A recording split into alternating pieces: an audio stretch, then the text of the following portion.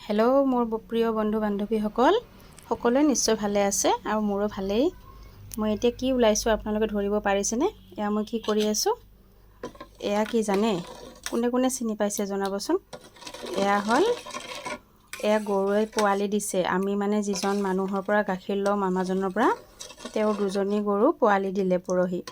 তাৰপিছত মামাহঁতৰ এনেকৈ নেখায় আৰু তেওঁলোকে গাখীৰখিনি খীৰাই প্ৰথম গাখীৰখিনি, গৰুৱেটো ইমান খাই শেষ কৰিব নোৱাৰে, যিহেতুকে জাৰ্চি গৰু বহুত ডাঙৰ বহুত গাখীৰ ওলায়, আৰু সেয়েহে মামাহঁতে খীৰাই পেলাই দিয়ে। মই বোলো অকণমান আনি পিনি ল'ৰা ছোৱালীকেইটাক এনেদৰে ফেহু বনাই দিওঁ। ল'ৰা ছোৱালীকেইটা ভালকৈ যত্নৰে বনালে খাবলৈ খোজে এইবোৰ বস্তু।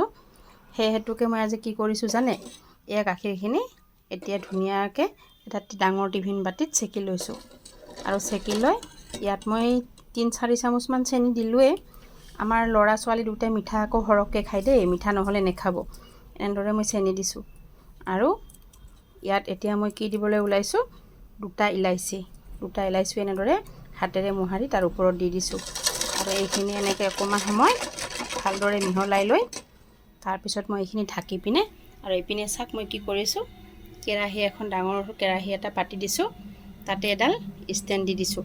বহুত গৰম হৈছে দেই। আৰু ষ্টেণ্ডডাল দি এনেদৰে পানীখিনি উতলিবলৈ দিছিলোঁ। পানীখিনি উতল আহিলে যিহেতুকে এতিয়া মই এই টিফিন বাতিটো ইয়াত দি দিম। এই টিফিন বাতিটো মই এনেদৰে ষ্টেণ্ডৰ ওপৰত দি লৈছোঁ। দি লৈ এতিয়া মই কিন্তু ঢাকনিটো নেমাৰোঁ দেই, অকণ সময় ঢাকনিটো নেমাৰোঁ, যিহেতু উতলেও অকণমান সময় এনেদৰে ঢাকনিখন ওপৰত দি থৈ দিছোঁ।